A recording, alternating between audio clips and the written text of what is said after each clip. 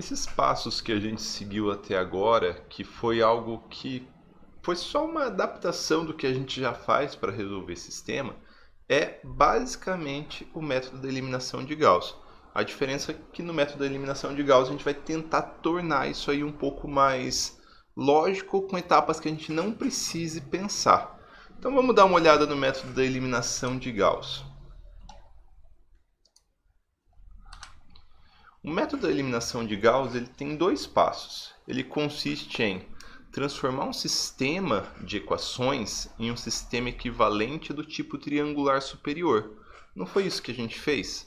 A gente tinha um sistema de equações do tipo ax igual a b, a gente fez algumas manipulações matemáticas e a gente chegou num sistema equivalente. O que quer dizer um sistema equivalente? O sistema ele tem a mesma solução, mas é outro sistema. E aí a gente resolveu esse sistema. Esse sistema era do tipo triangular superior, ou seja, da diagonal principal para baixo a gente não tinha valores, e isso sempre fazia a gente ir eliminando variáveis. Aqui a gente tinha x1, x2, x3, aí a gente tinha x2, x3, aí a gente tinha só x3. E com isso, a gente consegue fazer a resolução direta do sistema linear.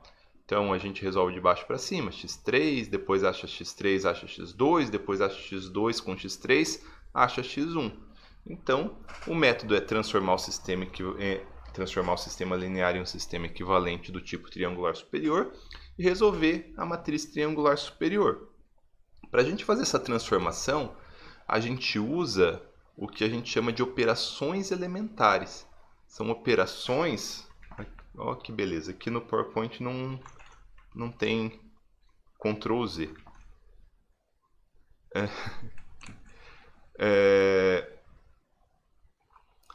Então, essas operações elementares, elas são operações que não mudam o sistema. Por exemplo, o sistema que a gente estava usando lá era x1 mais x2 igual a 3, x1 mais 2x2 igual a 4, 5, certo? Esse era o nosso sistema de equações. Se a gente transformasse na forma matricial, a gente ia ter 1, 2 vezes x1, x2 igual a 3 e 5, beleza? Esse é o nosso sistema na forma matricial. Se a gente aplicar essas operações, a gente não está alterando a igualdade do sistema. A gente está alterando a igualdade, mas a gente não está alterando a solução. Por exemplo, item A, trocar duas equações de lugar. Se eu mandar essa equação para baixo e essa equação para cima, eu mudei o resultado do meu sistema? Não mudei o resultado do meu sistema. Então, a gente pode fazer essa operação, troca de linhas. Segundo, multiplicar uma equação por uma constante não nula. Muito importante que não seja nula, senão a gente perde uma das equações do sistema. x1 mais x2 igual a 3, vai ter resolução diferente de 2x1 mais 2x2 igual a 6? Não. Eu multipliquei tudo por 2, esse lado está multiplicado por 2, esse lado está multiplicado por 2. Então é uma operação que ainda vale. A última, talvez, ela é um pouquinho mais difícil, mas de pensar assim não é tão evidente, mas se a gente pensar rapidinho, assim, a gente até vê que é uma operação bastante evidente, que a gente não vai alterar a solução do sistema. Adicionar uma equação na outra. Bom, se eu adicionar uma equação na outra, então aqui está até adicionar um múltiplo de uma equação, né? Não precisava nem ser um múltiplo, poderia ser só adicionar uma equação na outra, porque múltiplo já está aqui no item B. Se eu adicionar uma equação na outra, eu tenho isso aqui e isso aqui. Se eu adicionar isso desse lado, eu vou adicionar a igualdade, eu vou adicionar um membro à esquerda e vou adicionar um membro à direita. Se eu pegar, vamos trocar a cor aqui agora. Se eu somar as duas equações, então vou somar com esses termos aqui, eu vou ter que... até ficou bonito, né? Se eu somar as duas.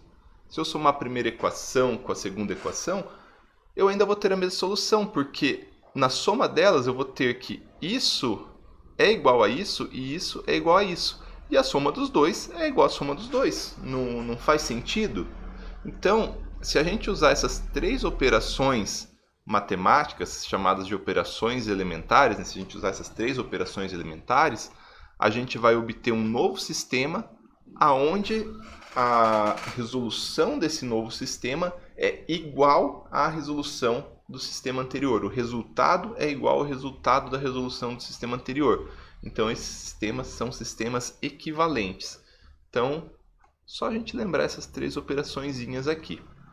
Bom, quando a gente vai então fazer o método da eliminação de Gauss, o método da eliminação de Gauss em si é calcular a matriz triangular superior, determinar a matriz triangular superior.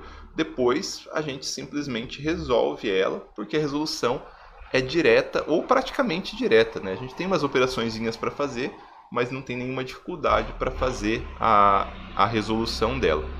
Então, como que a gente faz isso? Então, nosso sistema, se a gente for pegar num sistema genérico, a gente vai passar por etapas de eliminação. Não foi isso que a gente fez? Lembra do nosso exemplo lá? A gente fez algumas etapas de eliminação. A gente foi eliminando variáveis. Então, se colocar aqui, né, fazer essa matriz, nossa matriz do sistema aqui, e pegar essa aqui que é chamada de matriz conjugada, onde a gente já está com o A e com o B do lado, né? Porque a gente vai ter que fazer as mesmas operações no A e no B. Qual que é o nosso objetivo? Bom, a gente começa numa etapa zero com o sistema inteiro. Então a gente escreve o sistema na forma matricial. Na primeira etapa, nosso objetivo é zerar das outras, manter a equação 1 inteira, certo? Manter a equação 1 inteira e zerar a equação 1 das outras equações, a variável x1, na verdade, né? Então, mantém a equação 1 inteira e elimina a variável x1 das outras equações. Depois, na segunda etapa, na etapa 2, o que a gente quer fazer? Manter o que sobrou da equação 2 e eliminar a variável x2 de todas as outras equações. Depois, o que a gente vai fazer? A mesma coisa. Vai continuar até chegar no momento que na última equação a gente só tem a variável xn. E aí a gente vai ficar com uma equação onde a gente vai ter os elementos da diagonal principal e os outros elementos à direita dele. Esse é o nosso objetivo. Bom, vocês de alguma forma já devem imaginar como faz isso, né? A gente fez isso no exercício passado, mas aqui no método da eliminação de Gauss a gente vai fazer isso de forma padronizada. Essa é a única diferença do que a gente fez no exercício passado. No exercício passado a gente pensava o que fazer. Aqui no método da eliminação de Gauss a gente vai programar. E se a gente vai programar, a gente não vai fazer o computador pensar, porque ele não pensa, ele vai seguir passos lógicos. Então, a diferença é que a gente vai escolher um multiplicador e um procedimento preciso. Então, como a gente vai manter a primeira linha intacta, essa nossa primeira linha ela vai ser muito importante na nossa eliminação. Quer dizer, a gente vai manter a primeira linha intacta na etapa 1, a segunda linha intacta na etapa 2, a terceira linha intacta na etapa 3, certo? Então, na primeira, esse termo aqui, o A11, ele é muito importante para nós. A gente vai chamar ele de pivô. Ele é o pivô da etapa 11, porque é por meio dele que a gente vai conseguir eliminar as outras variáveis x1, que já está eliminado aqui, né? Já está como zero. Então, a gente tem três operações que a gente pode fazer. Mudar as linhas de lugar, que agora não vai ajudar muito a gente. A gente pode multiplicar as linhas por um valor e a gente pode somar uma linha com a outra. E para isso, chegou-se num passo lógico bem simples, que é o que a gente estava fazendo no outro. Bom, a gente tem um termo aqui, um termo aqui, um termo aqui, um termo aqui. Como que a gente consegue eliminar ele utilizando esse pivô aqui? No método de eliminação de Gauss, ele fala que para cada linha a gente vai criar um multiplicador. E se vocês pensarem, a gente já fez isso, a gente só está tornando formal. Para cada linha, a gente vai criar um multiplicador que vai ser capaz de eliminar a próxima linha. E esse multiplicador, ele vai ter que ter a ver com a linha 1, porque a linha 1 é a nossa linha que a gente vai usar para eliminação. A gente vai usar a linha 1 para eliminar todas as outras linhas, todas as variáveis x1 das outras linhas. Então, a operação básica do método de eliminação de Gauss, ela vai falar que a nossa linha 2, ela vai receber a linha 2, sempre assim, né? Menos o multiplicador vezes a linha 1. E olha o que a gente tem no multiplicador. O multiplicador, está aqui em cima, ele vai ter esse termo dividido, na verdade, esse termo aqui, se a gente estiver falando só na linha 2, né? Esse termo aqui dividido por esse termo aqui. Quando a gente multiplicar, então o meu multiplicador, eu vou colocar aqui, não é certo, né, falar isso, mas vou colocar aqui rapidinho, só do primeiro termo, o nosso multiplicador vai ser a linha 2 sobre a linha 1. Mas só o primeiro termo, tá? Porque senão vai eliminar todas, né? Todas, não. Só o primeiro termo. O primeiro termo da linha 2 sobre o primeiro termo da linha 1. Quando eu fizer essa multiplicação, então, L2 sobre L1 vezes L1, o que sobra aqui? L2. E L2 menos L2 dá quanto? Exatamente 0. Claro, o meu multiplicador aqui é só o primeiro termo. Então, a gente vai ter com esse multiplicador, a gente vai conseguir zerar o primeiro termo da linha 2.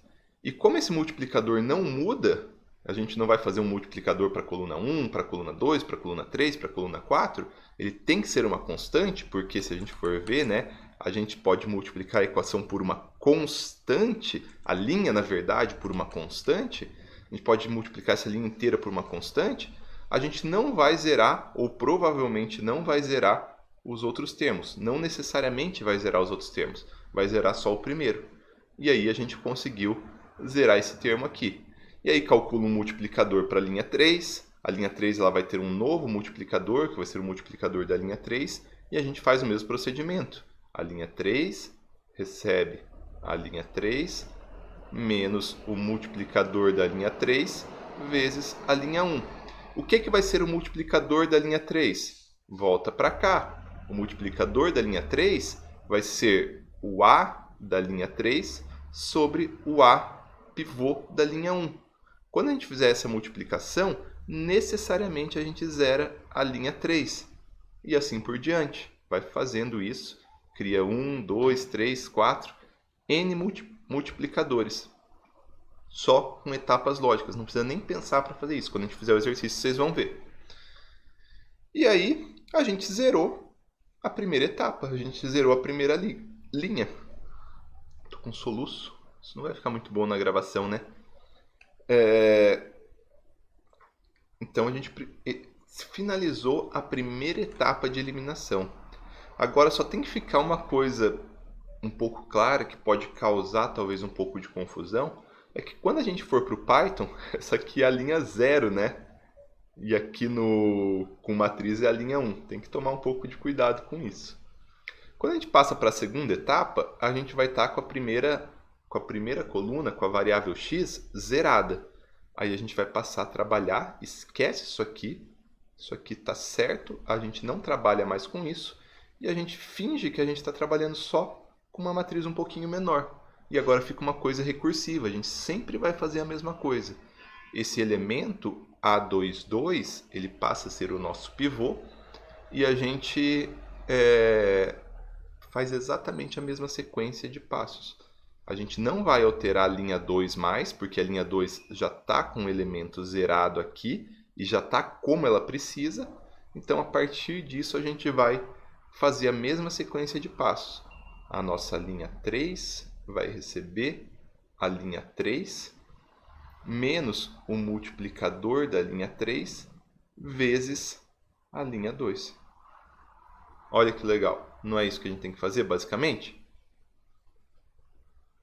Como o multiplicador sempre vai cancelar o primeiro termo, a gente cancela esse, depois faz o procedimento, a linha 4 recebe a linha 4 menos o multiplicador da linha 4 vezes a linha 2, elimina esse termo aqui, e assim vai.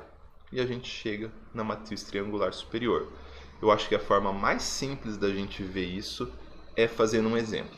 Então, próxima aula, um exemplo de aplicação.